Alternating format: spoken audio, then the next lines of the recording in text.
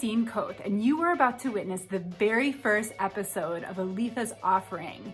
Aletha is here to unveil the simple truths in life.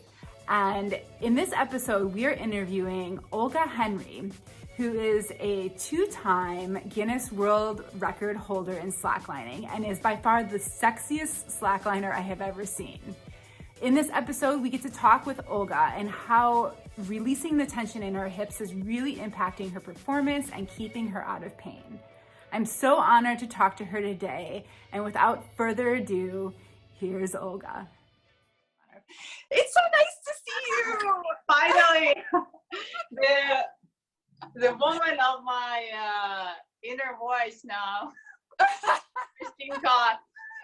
You say your last name Koth? Koth like both. Oh, yeah, I'm Russian, so for me it's hard. Yeah.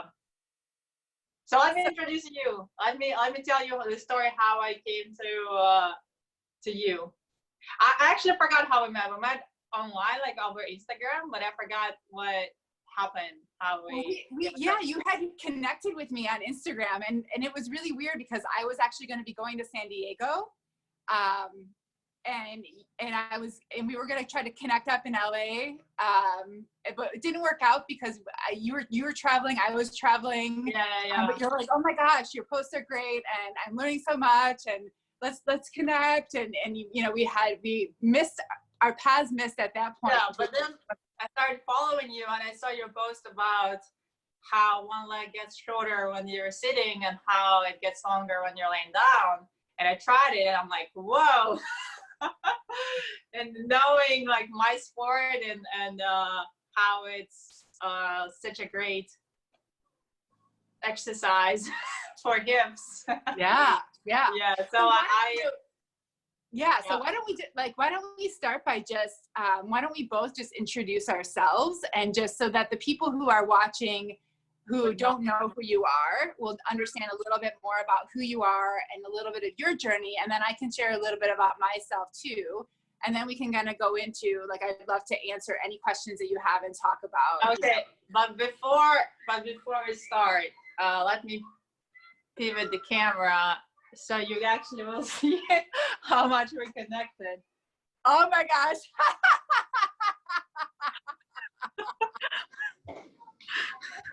Oh, I love you so much. My soul sister. I know this second picture. Aww. So I'm Olga Henry. I'm a slackliner. I've been slacklining for 5 years, and I started slacklining when I was 32 without any sports background. So no wonder I got excessive knowledge of different injuries, of how to fix your body and how to get rid of pain. So it's a never-ending journey, and I'm glad that I came across you with such great knowledge of hips. Because I saw different slackliners and I saw how much pain they were in, and they weren't doing anything about it. And I feel like I'm one of those people who can bring the knowledge to my people. Because I don't want people to suffer and to go through the same thing like I went. So that's my goal. Yeah, and I was watching some of your videos of some of the things that you have been doing, and you're, oh my God, so amazingly talented. I was so inspired. I was like, I want to start slacklining now. It looks like such an amazing sport, but I can totally see how it's impacting the spine and the hips and everything that's going along with that. And we'll get into that. Because I want to hear more about your experiences and what you've experienced in your body as a result of your sport. But just to introduce myself, I'm Christine Koth. I'm a holistic physical therapist. And in August of this past year, I just released a book called Tight Hip Twisted Core, The Key to Unresolved Pain. Right there. And this book is really about the effects of the iliacus and the hip flexor muscles on the body and why they get tight, what you can do about it. But one of the things that is really an undiscovered aspect of our health and wellness is how these muscles are impacting not just the area of the hips, but the rest of the body. And I talk all about that in the book. I also am the inventor of the hip hook, which soon to be distributed all across the globe. But this tool is the first tool that's been designed ever on this planet to release specifically the iliacus muscle. And you're going to get to try it pretty soon. Oh my God. I've tried. I've even like adopted air hockey thing to try to massage. Awesome. And you've been using the ball, right? Like I have two balls, but I think they're one is too big and one is too small. Yes. Because this is the lacrosse ball and this is a little bigger than 4 inches. Yeah. I'll send you one of these too, so you can try this and compare it to the other balls. And I'd love to see, what your input would be on this. Because I've tried everything. I've tried bottles, I've tried the hook, I've tried like different stuff. Probably like it's the same journey like that led you to the invention of it's the same thing for me on the slackline. Because it's a new sport, I try so many things and then I end up inventing stuff. Yes. Like inventing a slack pad to cover the line or a jacket to protect the body, different things to improve the experience. Yes, exactly. I've been a physical therapist for over 20 years, and I had been giving people this ball. I actually tried every single ball out there, and it was like, it's too small, it's too big, it's too hard, it's too soft. And this one, actually, I ended up buying these bouncy balls from Target. And that's what I was giving my patients for a long time. And then I finally had these made to be specifically, the way that I wanted them in terms of their density, in terms of their size. But still, I mean, this is a great tool for the psoas, but it still doesn't get at the iliacus. And that's what it's designed to do. So tell me about your journey. Yeah. So I came across slacklining 5 years ago. And at first it was just like, oh my God, what is this? And when I tried it, I felt something I've never felt before, like extreme focus on the moment when you're on the line. And then I've been always a fan of bouncing, like just like trampoline bouncing, but I wasn't, because I grew up in Russia, they're very strict. I'm very tall, so they didn't let me do professional trampoline like I wanted to because I was too tall. So I think right now I'm kind of like fulfilling my childhood dreams with that bouncy feeling that the line gives me, and like flipping or like spinning. It just makes me feel like a superhero, and I love that feeling. I also have a brain like I think similar to yours. I like to analyze things, and because for me, like a lot of tricks are not as natural as for people who are much younger. I end up breaking them down so well that it also helps other people to learn. Because for me, like for other people, it would be like, okay, just start with your chest and then the back. Like for me, it's like it's not that easy. For me, it would be like front flip would be like, okay, go down, lean a little bit to the right, push your left shoulder forward, then count to 1, 2, 3, then look. Like for me, it was going to be a lot of little steps that would. And for me, one of the fun moments of my sport is to be like a detector, like to find out, to solve that puzzle, to understand how to do it. And I think that's like my mathematical brain that gets satisfaction, and plus the physical aspect of it. I love that. I was watching one of your videos when you were breaking down how you finally mastered the front flip. And you were showing all the different diagrams of like, where your head was. And I was like, wow, it's just like a total study, a deep dive into the biomechanics of what was happening. And I was totally digging it. And I think you and I are a lot the same in that way, where we want to go deep. We want to really understand what is at the core of a particular issue, and like, what is the real why? Like, why is this, difficult? Why do this, or what, Like when I was reading your book, it's like I finally got a good understanding, because like if you watch different YouTube videos or if you listen to different like therapists, everybody gives you different clues, and it kind of like always very sporadic, and it doesn't paint the whole picture. Like with your book, I finally realized, okay, so there is stretching, there is like massaging, and there is like releasing the muscle. So, and you explain how so well how hips functioning, like how they function. So like once I read it, I could understand better. Okay, so this is what I feel because of this, and this is what I feel because of that. So I think I have a better understanding of the whole picture, like of the concept of how to work with the body and how to work with hips. That's awesome. I know you share with me like a little informal survey that you took of people who, like what kinds of injuries people are experiencing as a result of slacklining. I'd love to hear more about like what things you've experienced personally and maybe some of your colleagues have experienced. Yeah, I think there are two different kinds of injuries or impacts on the body. Like first is an accident, like something that would happen, and like it can be anything. It can be like broken wrist, like twisted ankle, like torn knee, like whatever accident is. And I think there is like not a lot of we can do about that because it's very like it can happen. It depends like air awareness of the conditions you're training in. But there's also overworking, like muscle that you overwork and that you have to maintain good shape to continue training. So I think that's why I wanted to have this call with you to spread the knowledge about that mostly. So since we're bouncing on our butt and since we're twisted, so we have this one leg forward, like it's either right leg or left leg forward. So we're sitting on a line and it goes between our sitting bones, but on one side. So for me, since my right leg is forward, it goes a little bit closer to my left sitting bone, and my whole body is twisted. So, and when we're doing flips or anything, it's like it's not forward like in gymnastics. It would be a little bit to the side. So my spine is always have like this twisting in it, and everything like backflip we would not throw it just this way. We would twist the shoulders and we start flipping this way and like land on the line with that twist.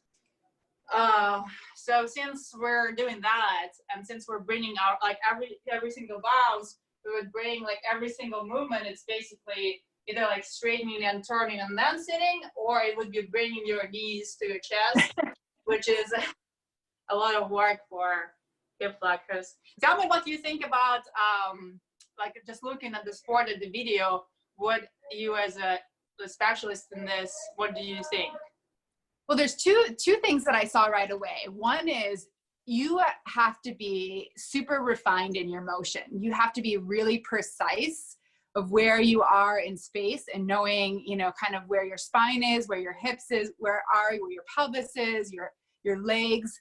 And, you know, so there's a lot of like very specificity in the motion of what you're doing. And in order for your body to do that kind of motion, you have to have what I would consider a lot of stability. So that means that muscles are kind of co-contracting around a joint. Like say, for example, your hip, you know, your glute and your hip flexor area both have to kind of be refined and controlling that area so that you can be precise about where your body is in space. Because a lot of balance and a lot of control of where your body is in space. Yeah, the line is just 2 inches wide. Crazy. Yeah. That's amazing. So you have to, so that you're constantly taking those stabilizer muscles, which are the muscles that are closest to the joint, and the shorter muscles, and you're having to have those contracted and be, you know, used quite a bit.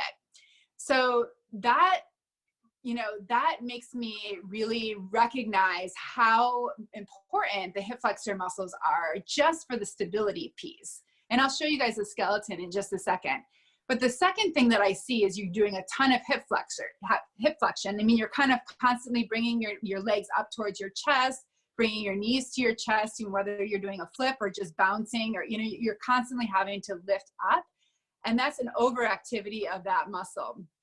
The sports that I see, you know, issues with tight hip flexors are the things that use the hip flexors a lot, like running, cycling, kicking sports, you know, martial arts. All of those are activating, you know, the hip flexor muscles, and that's absolutely what you guys are doing, you know, on the line. Also, we're landing on our stomach, like diagonal, like across our chest, Right. and like part of my abs, like the right part of my abs. Like if I press against my abs, I would feel like I ate glass. Like it's that painful. Yeah. So this is like, you know, and then the other thing about the way that you were describing things is everything is asymmetrical. You know, you're rotating to one side, and I would assume that probably, you know, each person has a preference, you know, of which side they tend to go Yeah, to. it's either right or left. Yeah. Yeah. So that is a pattern that you're kind of creating an asymmetry where one side of your body is contracting more than the other over time, you know, with a certain rotation. And that is going to totally set you up for like a pelvic rotation or some sort of muscle tension on one side versus the other that's asymmetrical. Yeah. Like normal issues that people are having is like lower back pain. Some people even like leave the sport because they can't deal with lower back pain anymore. Hip clicking or like general pain around the hip. Normally I've noticed is for the leg that's in the front, like this area, or glute pain, or like shooting pain down the leg. Some people have like tailbone injuries because sometimes you land on your tailbone and then you're you kind of like have trouble with all of that area of glute area around it. Yeah. So all of those things could be a result of a tight iliacus. Yeah. Let me show you the, can you see this pretty good? The skeleton? Yeah. Okay. So this is the psoas and this is the iliacus here. So when you're using hip flexion, where you're pulling your knee up towards your chest, these two muscles are going to work a lot. And then especially if you're doing one side more than the other, you're going to have one side working more than the other. And these muscles are on both sides of your body. The other thing is when you're creating a rotation and twisting, you're going to be, you know, creating more tension on one side versus the other. So there's a lot of room for that. This muscle and this muscle also stabilize and kind of hold in place your hip joint and your spine. So if you're moving your body in other ways around a stable, you know, area, these are going to be contracting. Muscles are really happy when they contract a little bit and they relax, but they don't like to be overused and they don't like to be contracting all the time. So with sports that, you know, where you're overusing or repetitively using a muscle, it gives an opportunity for that muscle to contract or like become knotted, I would call it, tight in a way that it doesn't want to relax. So then what happens is you go about your day, you know, you're you're going to the grocery store, you're going to the beach, you know, you're doing your thing, you're sleeping, and all the while you're holding tension in that muscle. And you don't even know that it's there until it starts manifesting in pain. And all the things that you described, you know, if this muscle is tight, it's going to pull your pelvis forward, and then you're going to end up with glute pain and tailbone pain, whether it's muscular or whether it's pulling on the SI joint or the tailbone area and creating pain. You can imagine if this muscle was super tight, how it would pull on your spine and create compression on the spine, create compression in the discs, the facet joints, you know, all the muscles in that area. So all the things that you're describing in terms of like the typical injuries or pain, you know, that keep people from continuing on the sport could absolutely be connected to these muscles.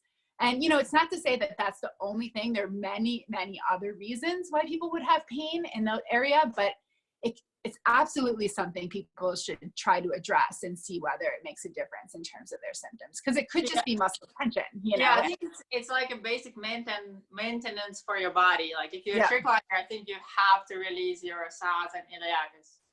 Absolutely. Yeah, absolutely. You know, and you'll be able to tell, you know, you can do like some of the things you mentioned, like your hip pops. That is one of the sure tail signs that you have a tight iliacus. So you can do whatever it is that causes your hip pop, then release your psoas and iliacus, and then try it back. Yeah. And, you know, I've seen it over and over where, you know, once you do that, once it's released, the tension is released, then, you know, that symptom goes away. I personally had lower back pain, and I worked with some like exercises to like for mobility, and I've been releasing psoas, but I've never released iliacus. Maybe I did once, but it wasn't like that precise. And I had like symptoms like you described in your book. Like if I lay down on my back, I couldn't, my back would arch if I straightened my legs. Like my psoas and iliacus were really, really tight. And right now, since I started working with the technique that you described in your book, I can finally lay on my back flat. Wow. Yeah. And once I released like the way I could iliacus and psoas, I felt like all the other muscles got like tight. Like I could feel my glute muscles. I could feel, I think it's TFL, like you're described in the book. Like that's the one that I'm dealing with the most. Like I think I released pretty well, like the glute, like the antagonist muscles, the villains. Yeah. But I think TFL is like really harder for me to release, to feel like, because I think like I'm releasing that tension and I can still feel a little bit of tension left. Like I can feel like in front of my hip, but I really want to give people like some like maybe basic stuff that they can follow to at least help a little bit with body maintenance work. Yeah.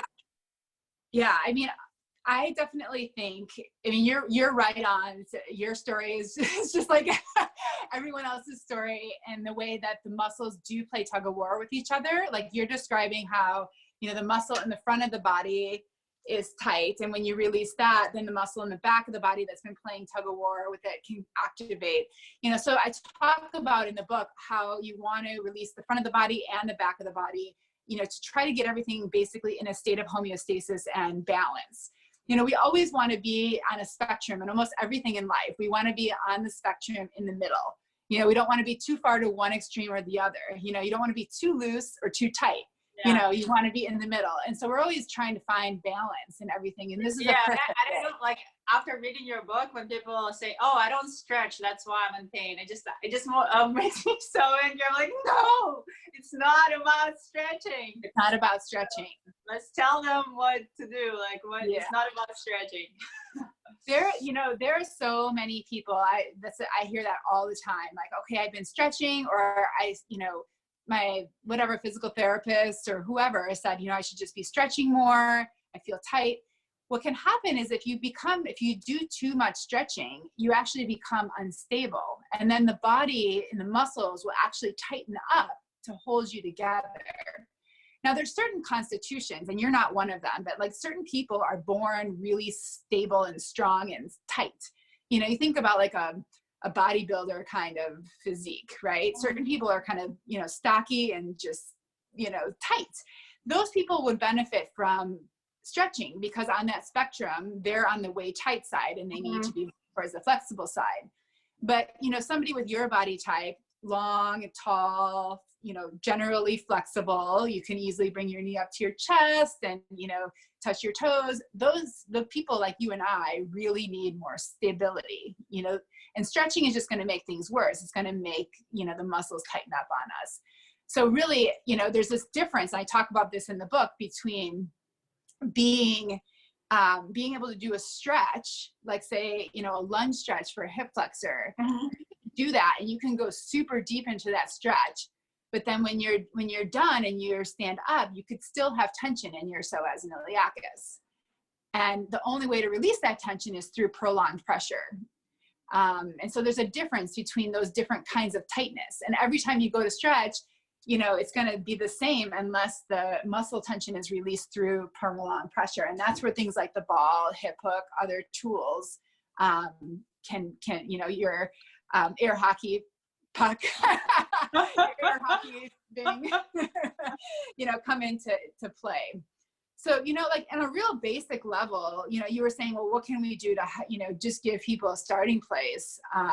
You know, I would say on a very basic level, if you're in this sport and you're experiencing some sort of hip, tailbone, low back, you know, type of symptom or tension, I would recommend getting a ball. You know, I have these balls that they're only $15. They're on Amazon. I can also buy them on my website, ChristineKoth.com. But this ball or a ball like this, you can use this on the front of your hip to release tension in your psoas. I have a bigger one, but I can actually show. So yeah. You put it in this area, like between your belly button and your hip bone. Yeah. I put it a little bit lower, like right here, and then lay down. I don't know if you can see. Yeah, you can see. Yep. Yeah, and then I feel it a little bit on in my abs because my abs are really, really tight. But that's like the general area. And like you say in your book, is different from like rolling around. Yes. It's like creating a constant pressure for 90 seconds at least. Yes. First, I'm sure it's going to feel super painful for people because it is, yeah. especially if you never touch that area. But yeah, 90 seconds on one side and 90 seconds or longer on another side.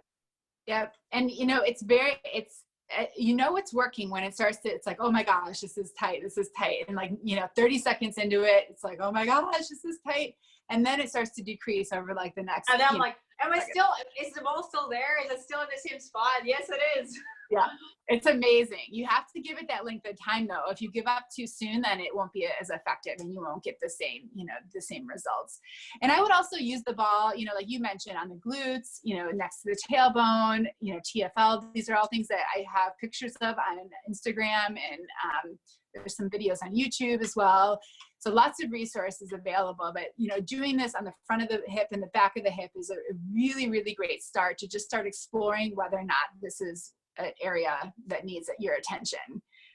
Yeah, so you would suggest starting with the ball to really start in the iliacus, and then to like for the back, like all around the glutes, like just roll on the floor and like work on all of this area around the hips to release tension, but also not rolling, but holding one spot. Exactly. Yeah, you can, and either of these things you can kind of roll around a little bit to find the good spot. So, and as soon as you find like, oh, this spot's really tight, then stay there. It's human nature to want to rub on something that's sore. You know, as soon as we find it, we're like, oh, it's like you rub on your, you know, your forearm hurts or your shoulder hurts. You know, we want to rub on it. It's just the way that it's human nature. So try to make yourself say, okay, I'm going to find a spot. And I'm going to stick on it and I'm going to hold it. I'm going to let I set a timer. It helps to just set a timer and just like be there for that period of time. Yeah. Because what you're actually doing is changing a pattern. There's a reason, like we talked about earlier, there's a reason why that muscle is tight. So the brain has actually said to that muscle, I'm afraid you're too unstable. You've been overused. I don't want you to work. So I'm going to create tension. So it actually all happens in the brain. Here's your brain's way of trying to protect your body. So when you put prolonged pressure on a muscle, it changes that message to the brain. And then the brain can then say, okay, I can relax. I can let go of some tension. I'm in a safe place. And that's what we're trying to do. I feel like it's similar to a keyboard. If like your key is stuck and then you kind of have to press it even harder. So your computer will be like, what's wrong with that key? Oh, it's stuck. Let's release it. Kind of like I have that image in my head. I love it. That's great. I also think it's useful, the exercises you're describing in your book, to realign the pelvis, because for us it's especially important since we're all twisted, and for us, like, since we spend so much time being twisted and this feels straight, so we have to actually come back to real straight. Yes. And that is an important piece. Like, you can release the tension in the front and the back of your hip, but if your pelvis is still out of alignment, the chances of that tension returning are high. So the realignment exercise, you know, in the book, you can do a little quiz to figure out which side is rotated. And many of you may already know, you know, like, okay, I know my right side is rotated forward. And once you know which side is rotated forward, then you can do the realignment exercise to help put it back into place. And that's like the most, you know, it's an important third step to releasing. First release the front, release the back, and then do the realignment. My favorite one, I don't know, can you see it? My favorite is show us how it's done. Yeah, it's like I put since my right side is rotated, so I put my hand under my knee, and then I try to like reach this one to the floor, and this one just hanging around, and I can actually like feel my lower back is turning straight, and sometimes it even cracks with putting my hips straight. And you do it like 3 seconds or like 4 seconds, and then I can actually feel like since I've been doing it so much, and there are like different ways to release it, like you're describing the book, like standing up or sitting down. Since I've been releasing it so, not releasing, but realigning it so much, I can actually feel like there's something wrong with my hips. Oh, it's not, it's a little twisted. So your brain learns, even though I've been doing it just for a few days, like your brain actually learns, oh, this is the right position. And it feels really nice. It feels really like you're not doing anything. Like it's very balanced state of hips. Yeah, and it is amazing how something so simple can really make a difference. So I had personally, I had a yoga injury years ago, and that is what created a rotation in my pelvis and tightness in my iliacus and psoas. And so I've been working on releasing it myself and doing the realignment exercise. You know, when I first started doing it, I needed to do it a lot. You know, I was doing it, you know, once a day, once every other day, pretty consistently for like a good maybe 3 or 4 weeks. But then after that, kind of like you described, I can immediately start feeling when things are starting to tighten up. I just get down, and luckily I have a hip hook. I use the hip hook. I release the tension. You know, it takes me maybe 30 seconds for it to relax at this point, because my body's used to letting go of the tension. I do the realignment exercise, and then I'm good for like another month. You know, like it's amazing. I just started working on my hips. So like yesterday, I was so sore, like all my hips around. I'm walking around, I'm like, oh my God, I'm so sore. But today I feel great. Today it's done. Yeah. But also, like, another thing I forgot to say, before even I started working on any of this, I've noticed that I was standing on just one foot, and I was sitting just on one side of my sitting bone, like always. And I've tried to like, why can't I feel my right sitting bone, sitting bone? I would always sit on my left, since my pelvis was twisted forward, like on the right side. I would always sit on just one side, and I was comfortable like this. But comfortable is not always good. Yeah. Now I'm actually enjoying sitting on both of my sitting bones. Like after realigning myself, I'm like, oh, this feels great. I actually feel balanced when I'm sitting, or when I'm standing, I stand on both of my feet, or on the foot that I don't normally stand on. Yeah, when your pelvis is rotated forward, it makes your leg longer in standing and shorter in long sitting.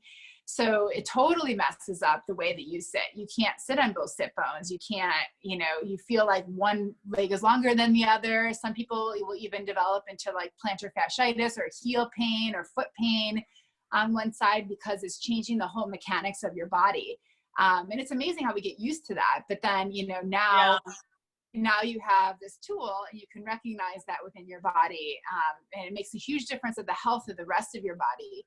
Because if your pelvis is rotated and that muscle is tight, and you're going around walking on it, or maybe you go for a long hike, you know, or you're, you know, a long cycling, you know, whatever you're doing, that is going to really wear away at other parts of your body. And maybe it starts with back pain, but then it ends up being knee pain, and then it's foot pain, and that, you know, it just keep going down the chain. So it's this is the core of you. We really want this foundation and the core of you to be happy, relaxed, aligned, and vital. I feel like it's a family, and if one person has an addiction, and it just like drags the whole family out of balance. Yeah, exactly. Yeah. I was gonna say one more thing, and I forgot what it was. One second. I forgot. I'll remember. Okay. While you're thinking about it, maybe I'll come back to you. Let me just say one thing too about the iliacus and the psoas. So I talk about this a lot in the book. The psoas is something that a lot of people have already, like a lot of people have heard of the psoas, but not very many people have heard of the iliacus. And as you can see, that they're both pretty big muscles, you know, and they both attach to the same spot. They do have different functions. They're innervated by different nerves and all of that. But when you're using the ball, it's really touching mainly the psoas. You know, you can think of the apex of the ball hitting mainly the psoas, and this muscle here, and you know, the inside the iliacus isn't getting as much attention. You know, which is why I created the hip hook, because there was no way to kind of get in there. Yeah. Let me just show you one thing. And I have videos online where you can see this like in a 3D animated version. But when you lie on the hip hook, for one, the tip is very specific. So it's hitting the muscle just like it would be if you came into my office and I was pressing with my thumb.